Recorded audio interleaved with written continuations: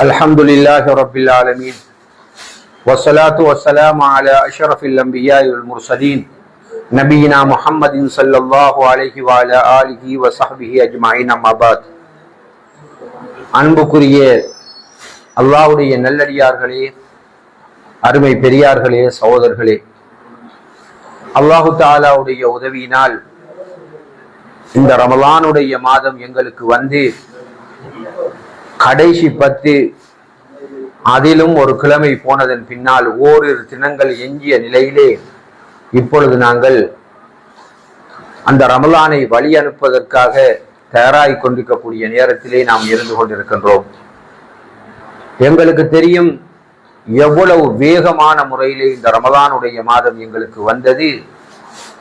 அது எப்படி வந்ததோ அதே வேகத்திலேயே இந்த ரமலானுடைய மாதம் எங்களை கடந்து செல்லக்கூடிய நிலையிலே நாங்கள் பார்க்கின்றோம். அல்லாஹு தாலா குர்ஆனிலே ஒரு வசனத்திலே சொல்லி காட்டுகின்றான், குத்திப அலைக்குமுஸ் ஸியாமு கமா குத்திப அலல்லதீன மின் கப்லிக்கும் லஅல்லக்கும் தத்தகூன்.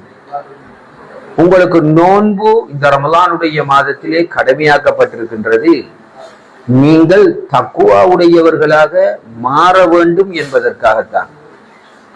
எனவே இந்த ரமலானுடைய மாதம் ஒரு சாதாரணமான ஒரு மாதமாக நாங்கள் கருதக்கூடாது. எத்தனையோ சகோதரர்கள் எங்களோடு இருந்தவர்கள் மரணித்து விட்டார்கள்,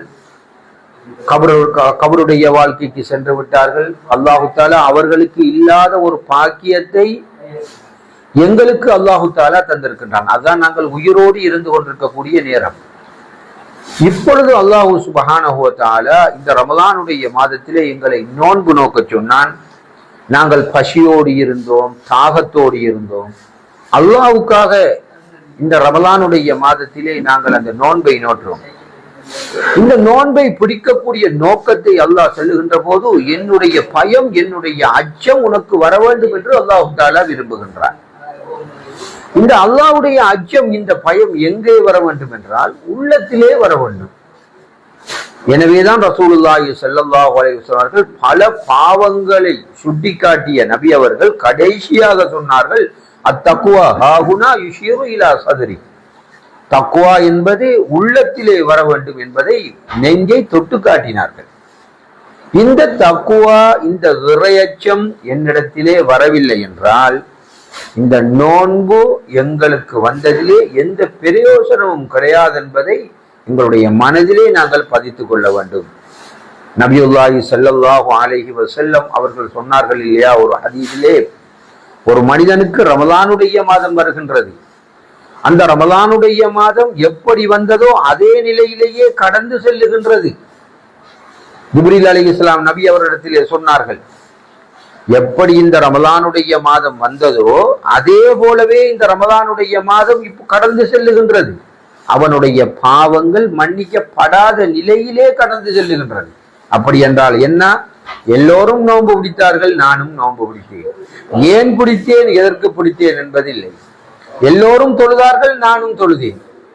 எதற்காக தொழுதேன் என்கக்கூடிய ஒரு நோக்கம் இல்லாமல் ஒரு சடங்காக அந்த அமலை அவன் செய்துவிட்டு ஏனோ தானோ என்று இந்த காலத்தை கழித்து விட்டால் அல்லாஹ் பாதுகாக்க வேண்டும். நாங்கள் இந்த ரமலானை அடைந்ததிலே எந்த பிரயோஜனமும் கிடையாது. எனவேதான் நபி அவர்கள் சொன்னார்கள், இந்த ரமலானுடைய மாதம் அவனை பரிசுத்தப்படுத்தாமல், அவனுடைய பாவம் மன்னிக்கப்படாமல் இந்த ரமலானுடைய மாதம் அவனை கடந்து சென்றால் அவனுக்கு சாபம் உண்டாகட்டும் என்றார்கள் நபியுல்லாஹி ஸல்லல்லாஹு அலைஹி வஸல்லம் அவர்கள். ஆமீன் சொன்னார்கள். எனவேதான் அன்புக்குரிய அல்லாஹ்வுடைய நல்லடியார்களே, இந்த ரமலானுடைய மாதத்திலே நாங்கள் குர்ஆன் அதிகமாக ஓதினோம், அதிகமாக இஸ்திக்பார் பாவ மன்னிப்பு தேடினோம். நபியுல்லாஹி ஸல்லல்லாஹு அலைஹி வஸல்லம் அவர்கள் பேரில் அதிகமாக நாங்கள் ஸலவாத்துகள் ஓதினோம். இப்படியாக தான தர்மங்கள் நாங்கள் கொடுத்தோம். எங்களால் முடிந்த அளவு எவ்வளவு நன்மை செய்ய முடியுமோ அவ்வளவு நன்மைகளை நாங்கள் செய்தோம். எனவே இதனுடைய பிரதிபலிப்பு இந்த ரமலானுடைய மாதம் கடந்து சென்றதன் பின்னால் எங்களிடத்திலே வரவில்லை என்றால், ஒரு ஏழையுடைய பசியை ஒருத்தன் உணர்ந்து சதக்கா கொடுக்கக்கூடிய மனிதனாக மாறவில்லை என்றால், ஒரு நோன்பு முடிப்பதன் மூலமாக பாவத்தை விட்டும் அவன் தவிர்ந்து கொள்ளவில்லை என்றால், இந்த ரமலானுடைய மாதம் போனதன் பின்னால் எங்களால் அந்த பிரயோசனத்தை பரிபூர்ணமாக நாங்கள் அடையவில்லை என்றால் நாங்கள் இந்த ரமலானை அடைந்ததிலே எந்த விதமான பிரயோசனமும் எங்களுக்கு கிடைக்காது என்பதை நாங்கள் ஆணித்தரமாக எங்களுடைய மனதிலே பதித்துக் கொள்ள வேண்டும். இந்த ரமலான் எங்களுக்கு பிரயோசனமாக நாங்கள் கழித்தோமா என்பதை நாங்கள் எங்களுடைய மனதினால் பார்த்துக் கொள்வது எப்படி தெரியுமா? இந்த ரமலான் முடிந்ததன் பின்னால் எங்களுக்கு ஷவ்வாலுடைய மாதத்திலே இருந்து எங்களுடைய வாழ்க்கையிலே ஒரு பிரதிபலிப்பு உண்டாயிருக்கிறதா என்பதை நாங்கள் எங்களுடைய மனதை தொட்டு நாங்களே கேட்டுக்கொள்ள வேண்டும். எனவே அன்புக்குரிய அல்லாஹ்வுடைய நல்லடியார்களே, இந்த எதிர்வரக்கூடிய இன்னும் ஓரிரு தினங்களின் பின்னால் இந்த ரமலானுடைய மாதம் எங்களை விட்டும் கடந்து சென்றுவிடும். யாருக்கெல்லாம் அல்லாஹு தஆலா இந்த ரமலானுடைய மாதத்திலே பாவத்தை மன்னித்தானோ, நரகத்தை விட்டும் விடுதலை அளித்தானோ, சொர்க்கத்தை கடமையாக்கினானோ, அந்த கூட்டத்திலே எங்கள் அனைவரையும் அல்லாஹு தஆலா சேர்த்து கொள்ள வேண்டும் என்று நாங்கள் ஒவ்வொருவரும் பிரார்த்தித்துக் கொள்ள வேண்டும். அதனோடு எங்களுக்கு தெரியும், அல்லாஹ் பாதுகாக்க வேண்டும். அப்படியான கஷ்டங்கள் துன்பங்கள் எங்களுக்கு வந்துவிடக்கூடாது. பலஸ்தீன் மக்கள் அதிகமாக சிரமப்படுகின்றார்கள். பலஸ்தீன் தாய்மார்கள் கொல்லப்படுகின்றார்கள். சிறுவர்கள் ஷஹீதாக்கப்படுகின்றார்கள். அவருடைய பொருளாதாரம் இல்லாமல் ஆக்கப்படுகின்றது. எதற்காக இல்லாமல் ஆக்கப்படுகின்றது என்றால் ரெண்டு காரணம் தான். ஒன்று, அவர்கள் முஸ்லிமாக இருப்பது. இரண்டாவது, அவர்கள் பைத்துல் முகத்தஸ் என்கக்கூடிய அந்த புனிதத்தனமான அந்த இடத்திலே அவர்கள் வாழ்வது.